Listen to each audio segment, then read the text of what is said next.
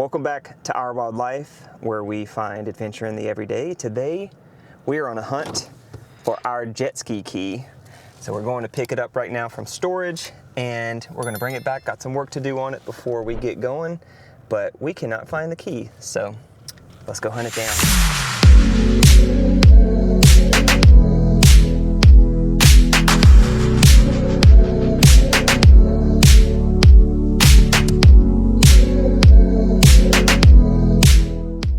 All right, we got it.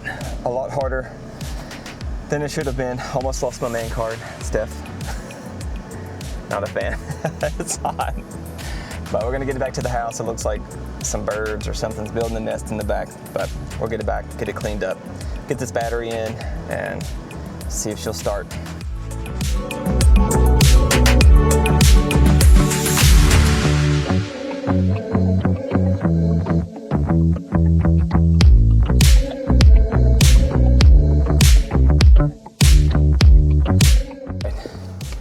Redeem the main card with the backup job and into this tight, really tight driveway. Let's get her cleaned up.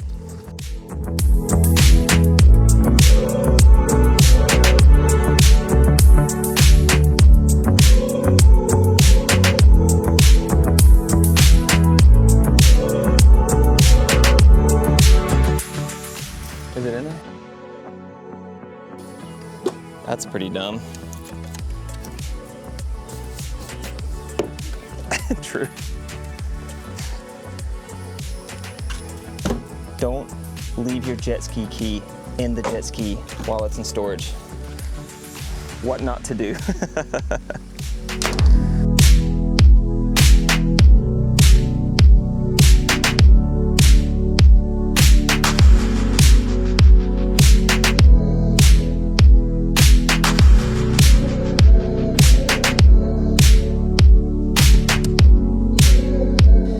Sitting for a while, so I'm gonna check all the vital stuff, make sure everything looks good, and before I waste time trying to get this battery back in. So on this model, this is a Sea-Doo GTI 130. Yeah, oil looks good still. And there's a battery compartment in the front, but it is not up there. It's tucked down where this super tight into this motor compartment. Let me see if you can see kind of like, I don't know if you're gonna be able to see it with the light, but essentially it'll lift this hose up here and it bolts right there. So I gotta get through all of this, and it's a pretty big battery. So see if I can get it back in there. Try to get this in while I got a little bit of shade left. Typically with jet ski, oh yeah, they do have it in there, nice. Batteries, whoops. We've had to replace it every single time. I don't know why that is with marine batteries like this, but I did get a new charger, and it worked on my boat battery. So I already bought the new battery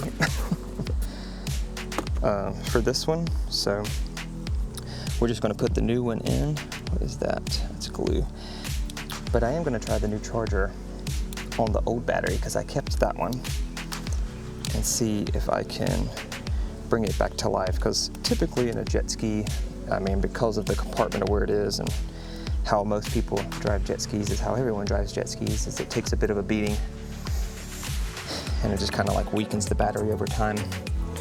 But I'm gonna try to revive the other one, since that one wasn't used a lot. So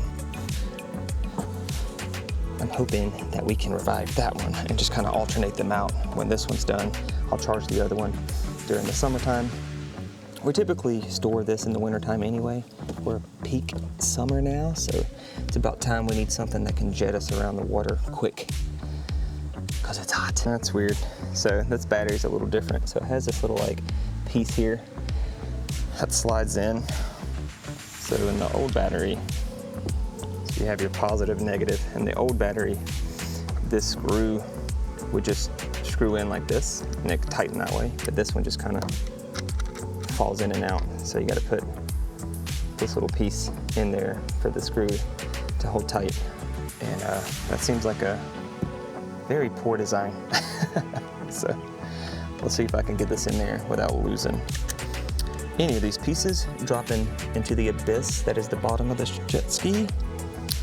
But prepare to witness the acrobatics that it takes to put a battery in one of these things. All right, can't really call it a big brain move because it's just or a galaxy brain move, but it should just be what you do. But I'm just gonna lightly put the bolts in to hold these little pieces in, get the battery in, and then unscrew each at a time and connect. So when you're connecting jet ski battery, you go positive terminal first and then the ground wire. So luckily it's on this side, so should be the easier one, and then the ground wire just pops right on afterwards. And then the hard part is there's this little bracket piece that locks the battery in place so it doesn't move too much. And then this giant elastic band that I gotta Fantastic Four, Mr. Elastic it into place. All right, wish me luck.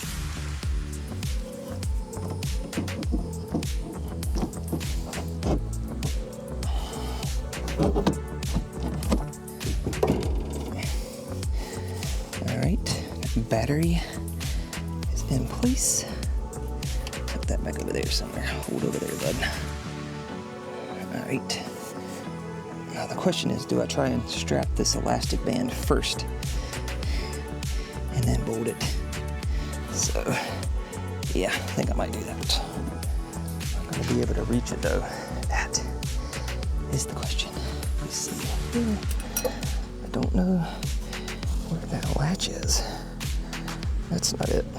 That's it right there. Jeez, that's way on down there. That is not it. Oh, it's right there. Okay, that's a little easier. Well, I see that. There we go. All right. Elastic strap is finally in. It took about 3 minutes just to strap that in there. And now the scary part of hooking a battery up, and hopefully that's why I took the top off in the seat. Let this thing air out for a bit. It's been sitting. Gas tank is full. Usually when you're storing these things, you put some protectant in the tank so it's completely full. Just let it air out. Should have been good by now. And then we'll try to bolt this battery up and see if we can give her a start. There is a nest in the back that I need to get out before we start it, but okay, let's see if I can get this battery hooked up. All right, this is the worst part. So I advise having kind of helps if you have a magnetic tip on your screwdriver. I have one, but it's very, very light power. So if I drop this screw, it's over. Positive is in. Gosh, I'm making this way too difficult. Just tough because there's so many like hoses and things in the way, and it's a super tight space. All right, let's get the negative in there. This one I'm actually a little worried about, that little screw bracket thing sliding out because the battery is sitting like this at an angle. So try to be a little more nimble with this one to hopefully not let that little bracket piece slide out. Oh, just about lost that screw. Okay. It's gonna spark. Don't let it scare you. That's why you air this cavity thing out. Pop the seats off, let it air out if you're worried about something like that. Freaked me out the first couple of times as well, but it's normal. You kind of connect the positive first on these types of batteries so you don't short circuit all the rest of the electrical. And there we go. She is in there, tight and cram-packed. All right, get the hose locked back in place and we are good to go. Something has built a nest into the back, so we are going to slap on some gardening gloves and get this out. And can y'all see that? That's a full-on nest. Is there something still in there? What kind of nest is that? Oh my goodness gracious. That's not good. That is not good. I apologize for destroying the hard work of whatever little critter or bird was nesting in here. But yeah, I'm just gonna make sure nothing else is in here because I'm about to start this thing up. I don't want to crush any little critters either. All right, got it. It's about as good as I'm gonna get it, I think, in terms of getting that stuff out of the back, but I'm gonna flush everything out really quick and then start her up.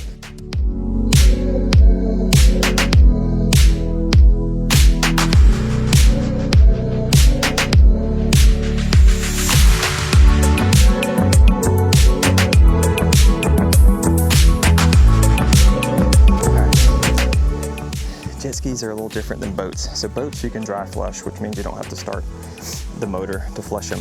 But jet skis, well, this specific one, because it's pulling the water in to cool the motor at the same time, if you're not running it, it doesn't have the pressure to push that water back out, so you can flood your motor pretty quick if you don't do that. So if you have one like this, then yeah, make sure that you're running the jet ski when you're flushing the water. Give it a ride, Steph.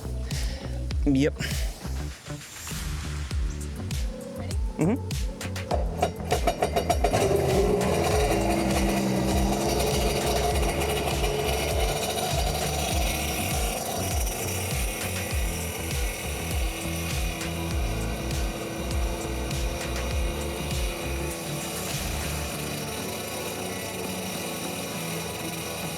Start it up, first try, always a good sign. The other thing we do down here in saltwater is salt away or salt gone, some type of formula that helps keep the buildup of rust and calcification of things because of the salt water. So we flush everything every time after every single use, and I've done that every time, but flushed it just then with regular water. Some of it came out a little brown. Never a good sign.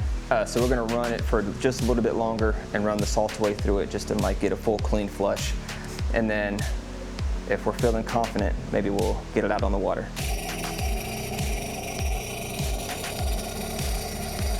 That's just a stick, you're good, you're good.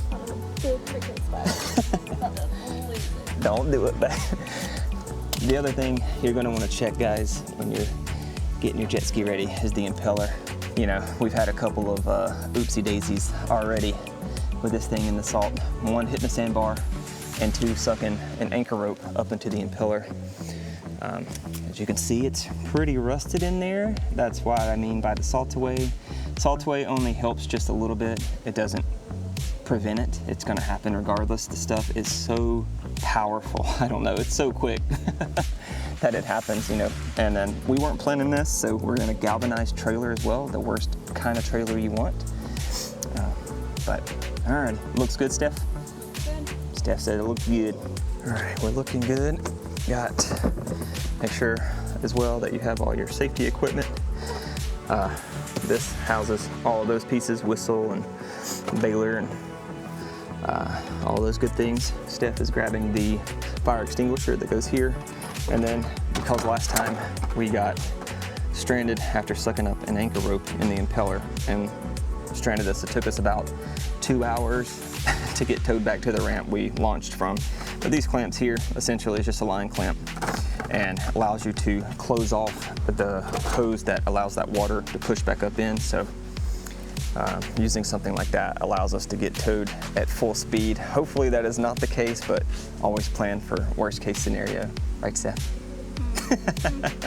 Steph is very hesitant. She does not want to go. I told her I would solo it out and leave her on the shore if she wants, but she's going to be mad when it's awesome. And we're flying down the Intercoastal Waterway.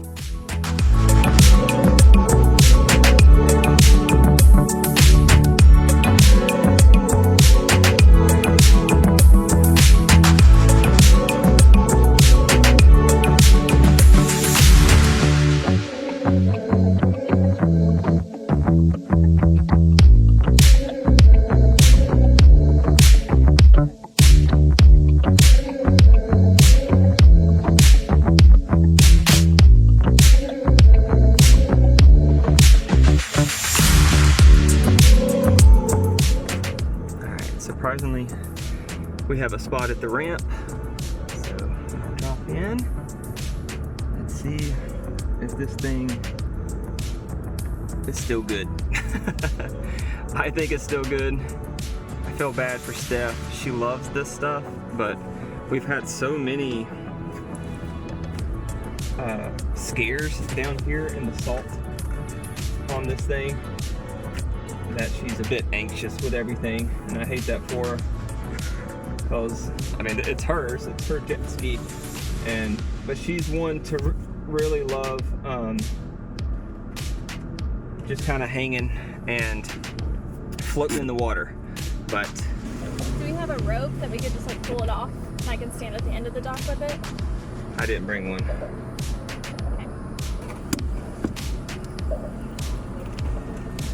All right, we forgot the rope. But yeah, so we've had a couple of scares. Hitting the sandbar, didn't hit it hard, no one got hurt thankfully. And then we got stranded with the anchor rope. That part was not fun at all. Steph and I used to be pros at backing these trailers in and getting off the getting the jet ski off. But 1 second.